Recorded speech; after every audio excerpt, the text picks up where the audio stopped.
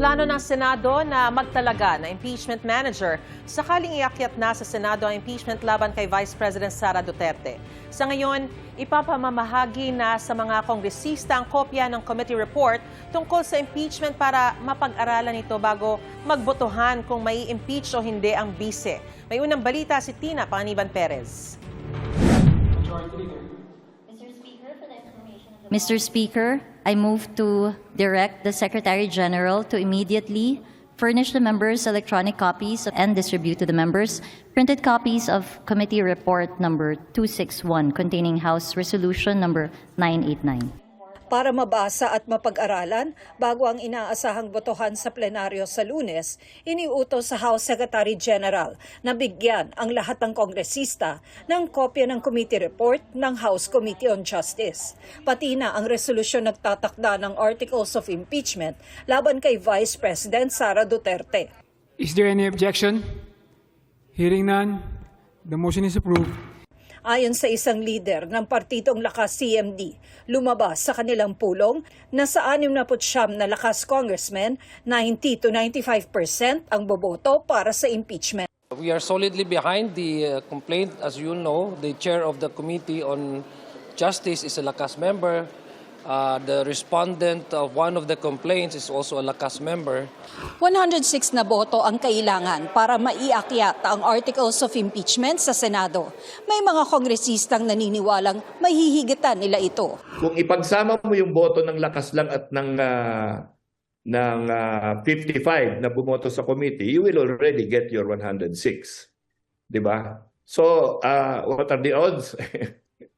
Kung pumupusta ka sa karera ng kabayo, panalo na siguro itong kabayong ito kasi 106 lang ang kailangan. Ayon sa chairperson ng House Committee on Justice, prerogative ng mga kongresista kung anong magiging posisyon nila. And there are three things which will affect how the House members will decide on this. One, how they appreciate the evidence. Two, of course, we acknowledge that this is a political process. Factor din ang posisyon ng party leadership. And third, the conscience vote. What will be best for the country should be considered also. Sakaling ma-impeach, sabi ni Vice President Duterte, base din sa discussion namin ni Pangulong Duterte, lahat ng mga nangyayari sa buhay ng isang tao ay sinulat yan ng Diyos.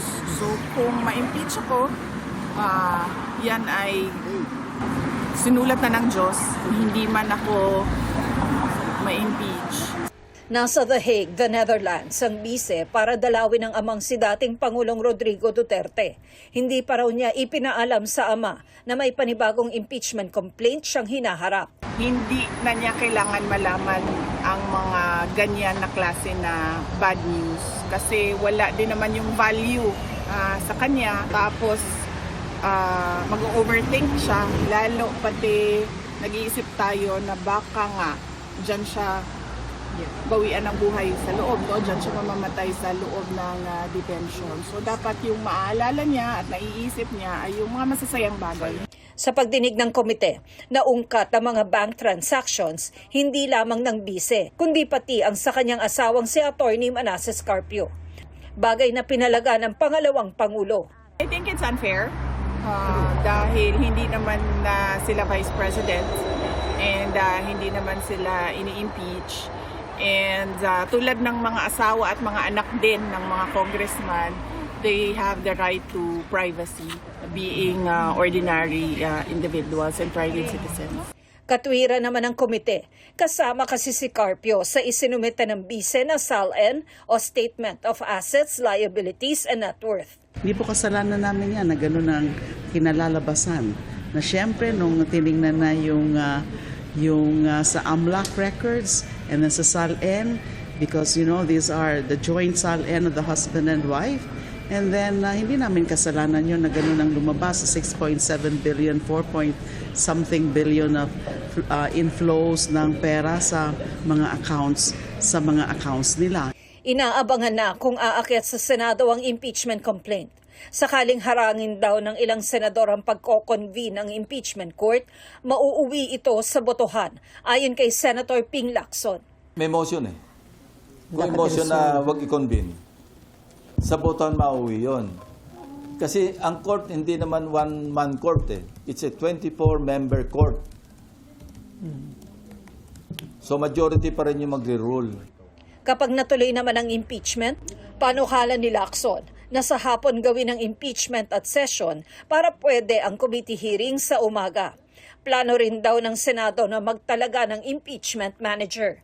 Mas mainam daw kasi na abogado ito, lalo't hindi abogado sina Senate President Tito Soto at Majority Leader Mig Zubiri. We're planning to appoint an impeachment manager.